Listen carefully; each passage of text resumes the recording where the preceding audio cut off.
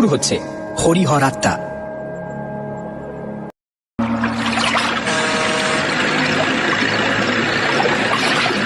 মাত্র কয়েক মিনিটের জন্য ভুটভুটি ধরা গেল না। হরিশঙ্কর যখন ঘাটে পৌঁছলেন, শেষ ভুটভুটি তখন এগিয়ে গেছে অনেকটাই। রাতে খড়গলির ঘাট থেকে জিরাট যাওয়ার এটাই শেষ ভুটভুটি। অথচ রাত এমন কিছু বেশি নয়, সবে 8টা। তার উপর আজ সপ্তমী পুজো।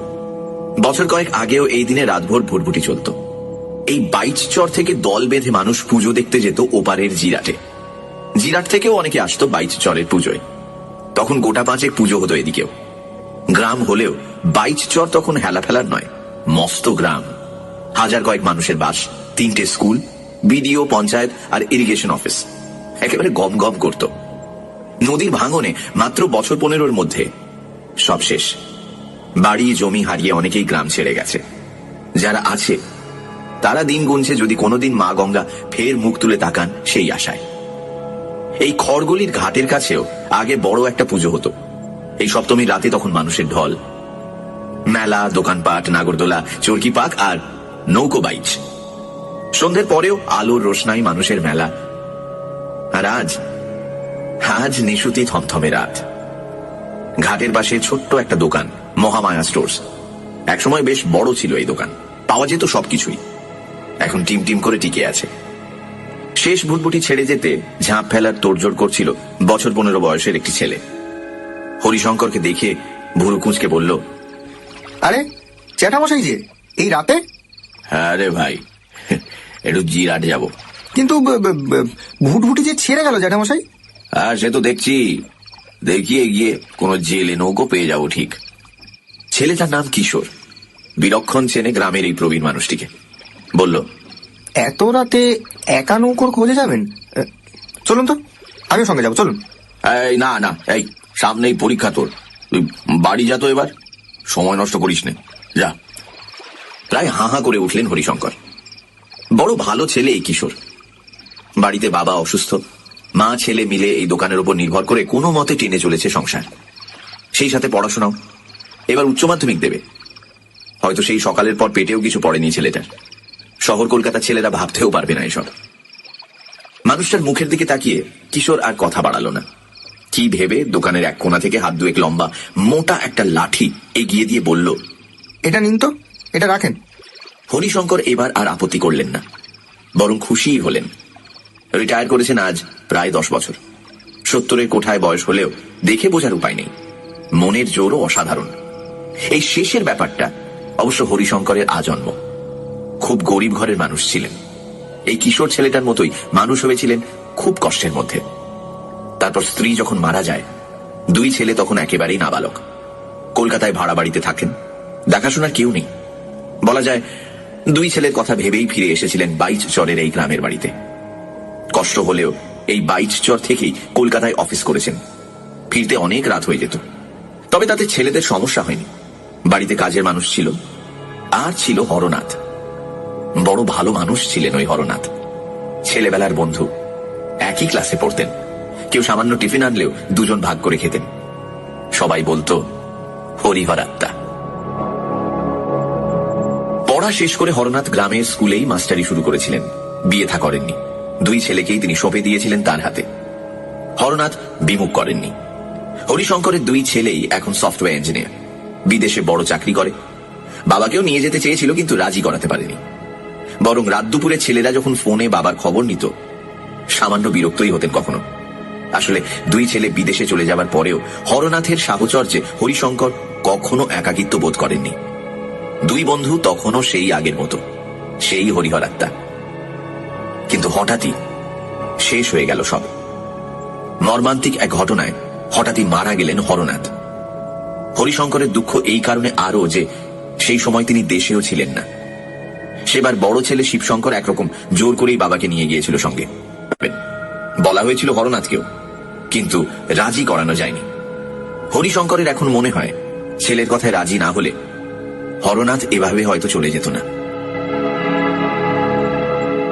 কথাটা ভুল নয় খুব। ছেলেদের কাছে মাসখানেক ছিলেন হরিশঙ্কর, তার মধ্যেই ঘটে গিয়েছিল মর্মান্তিক ব্যাপারটা।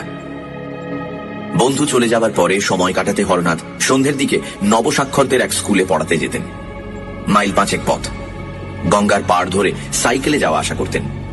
সেদিনও গিয়েছিলেন। রাতে ফেরার সময় অন্ধকারে বুঝতে পারেননি খানিক আগে কখন পাড় ভেঙে সেই পথ হারিয়ে গেছে নদীতে। বেশ জোরেই আসছিলেন। সাইকেল নিয়ে যদি জলে গিয়ে পড়তেন বেঁচে যেতেন হয়তো, কিন্তু শূন্যে ছিটকে উঠে মাথা ঠুকে গিয়েছিল সামনে ভাঙনকুলের শক্ত মাটিতে। ঘাড় ভেঙে তৎক্ষণাৎ মৃত্যু।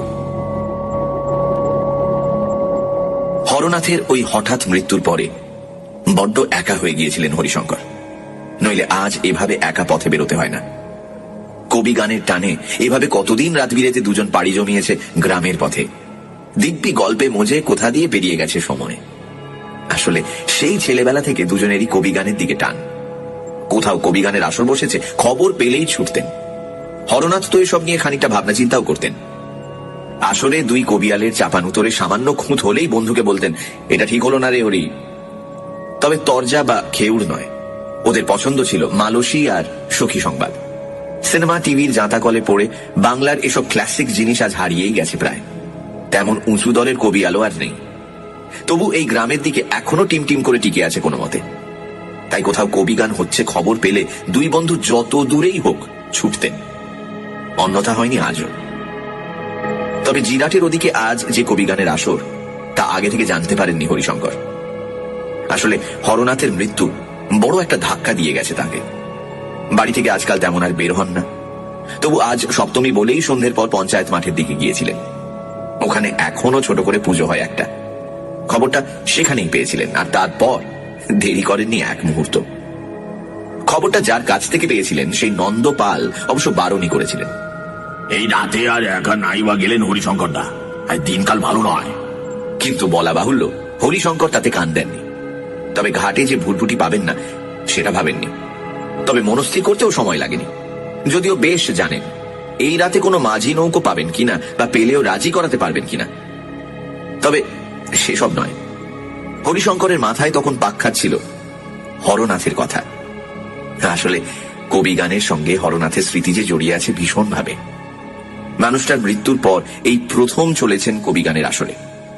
ভাবতে ভাবতে কিশোরের দেওয়া সেই লাঠি হাতে নদীর পাড় ধরে দ্রুত পথ চলছিলেন হরিশঙ্কর। পথের ধারে বেগুন ক্ষেত, লক লক করে বেড়ে ওঠা গাছে চমৎকার বেগুন ধরেছে। কিন্তু ভাঙনে ক্ষেতের অনেকটাই ইতিমধ্যে তলিয়ে গেছে নদীতে। নতুন পথ এখন ক্ষেতের ভিতর দিয়ে, পায়ে পায়ে মুড়িয়ে গেছে অনেক গাছ। এদিকে বেশিরভাগ জমিতেই তাই চাষবাস বন্ধ। ফাঁকা জমিতে কাশফুলের ঝাড় দোল খাচ্ছে বাতাসে। ছলাৎ ছলাৎ শব্দে ঢেউ আছড়ে পড়ছে পাড়ে। ভাঙা ঢেউয়ে চাঁদের ঝিকিমিকি, কিন্তু যতদূর চোখ যায় কোনো নৌকোর দেখা পেলেন না। কাশফুলের ফাঁকা জমিটা পার হয়ে পোড়ো এক আম লিচুর বাগান। কতক গাছ ভেঙে নদী গর্ভে চলে গেছে, কতক হেলে পড়ে দিন গুনছে। সেই বাগানের কাছে এসে হঠাৎ তার নজরে পড়ল ভাঙা পাড়ের নিচে ছোট একটা নৌকো। শুধু তাই নয়, অদূরে বাগানে এক গাছের তলায় দুটো মানুষ। ওকে দেখেই ঝট করে সেঁধিয়ে গেল ঝোপের অন্ধকারে। তবে ব্যাপারটাকে পাত্তা না দিয়ে হরিশঙ্কর এগিয়ে যাচ্ছিলেন নৌকোর দিকে। হঠাৎ অন্ধকার ফুঁড়ে সেই লোক দুটো বের হয়ে এলো। কর্কশ গলায় বলল, এই মোটা ভাগ। এই গ্রামেই জন্ম হরিশঙ্করের। অপরিচিত কেউ কোনো দিন এভাবে তার সঙ্গে কথা বলেনি। আজও এই অঞ্চলে যথেষ্টই সম্মান তার। তবু ব্যাপারটা গায়ে না মেখে এগিয়ে চললেন তিনি। আর তখনই গাছপালার ফাঁকে আবছা আলোয় নজরে পড়ল ব্যাপারটা। বাগানে মালিদের জন্য একসময় ছোট একটা ঘর ছিল, এখন পরিত্যক্ত।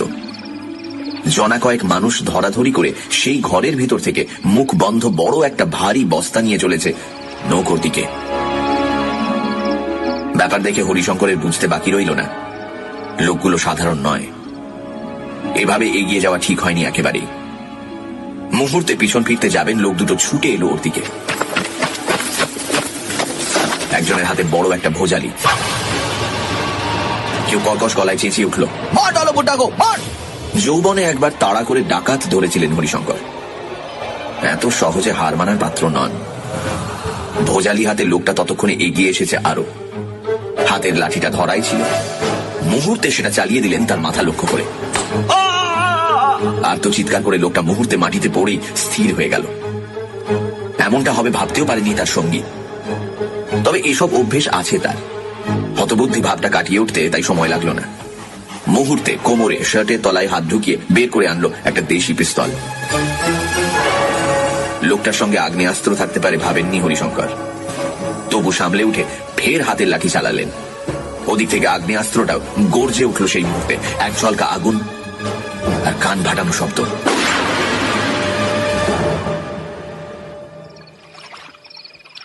জ্ঞান হারিয়ে ফেলেছিলেন হরিশঙ্কর, তবে সেটা বোধহয় মুহূর্তের জন্য।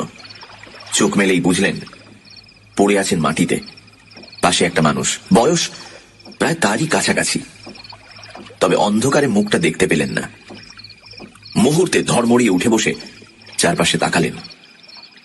সেই লোক দুটোকে দেখতে পেলেন না কোথাও। মাটিতে চাপ চাপ রক্তের দাগ শুধু। মাটিতে চাপ চাপ রক্তের দাগ শুধু। হাঁ করে তাকিয়ে আছেন। পাশের লোকটা বলল, সাবাস মশাই, লাঠির দুই গায়ে সন্ধ্যা দুটোকে শেষ করে দিলেন। এলেম আছে বটে, কিন্তু কিন্তু কোথায় তারা? এর মধ্যেই সরে পড়ল। অবাক হয়ে বললেন হরিশঙ্কর। কি দরকার মশাই অত খোঁজে? তাকে চলুন তো সরে পড়ি, এরপর থানা পুলিশ হবে মেলা ঝামেলা। যুক্তি মন্দ নয়, এই বয়সে এসব হ্যাপায় না থাকাই ভালো। চটপট উঠে পড়লেন তিনি। পাশে লোকটা বলল, চলুন বাড়িতে পৌঁছে দিয়ে আসি। শরীরটা ফের ঝরঝরে হয়ে উঠেছে, তবু লোকটার কথা ফেলতে পারলেন না।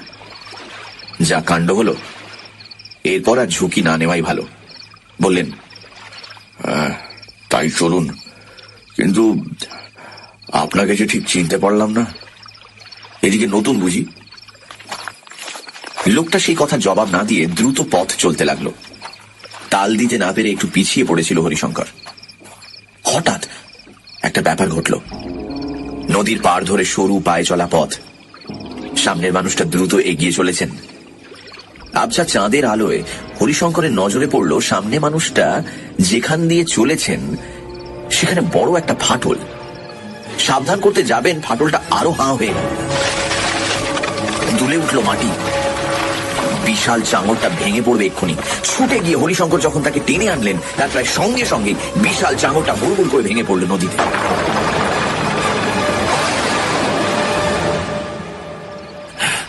ধন্যবাদ মশাই, এই নিয়ে আর একবার প্রাণ পেলাম। হাঁপাতে হাঁপাতে লোকটা বলল, কিন্তু সেই কথা কানেই গেল না হরিশঙ্করের। ততক্ষণে মানুষটার মুখের দিকে নজর পড়েছে।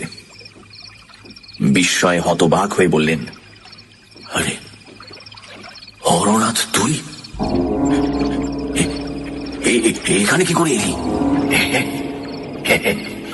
ম্লান হাসি লোকটির মুখে।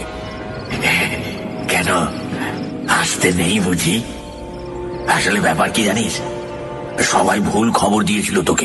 আমি মরিনি রে, দেখতেই তো পাচ্ছিস বেঁচেই আছি দিব্যি। অবশ্য আজ এইভাবে তুই না বাঁচালে অন্যরকম হয়ে যেত। কিন্তু কিন্তু সবাই এমন মিথ্যে রটালো কেন? ভুল কুঁচকে উঠল হরিশঙ্করের। সে অনেক কথা, ও পরে শুনিস। তার আগে বল, এই রাতে একা ওদিকে যাচ্ছিলি কোথায়? আর বলিস না, তুই নেই তাই একাই বের হয়েছিলাম কবি গান শুনতে। তা হলো আর হরনাথ।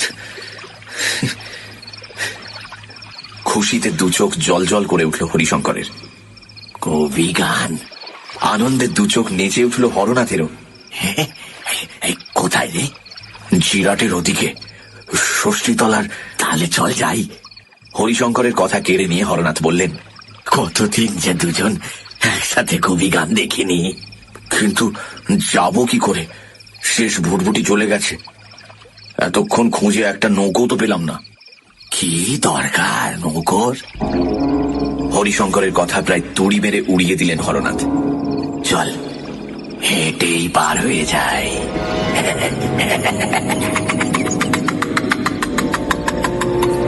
বলতে বলতে বন্ধুর হাত ধরে হরনাথ নেমে পড়লেন জলে। হরিশঙ্কর অবাক হয়ে দেখলেন তারও গোড়ালি ডুবল না। দিব্যি হেঁটে চলেছেন জলের উপর দিয়ে। সেই কতদিন আগের মতো খুশিতে গল্প করতে করতে দুই বন্ধু চলতে লাগলেন ষষ্ঠী তলার মাঠে কবি গানের আসরের দিকে।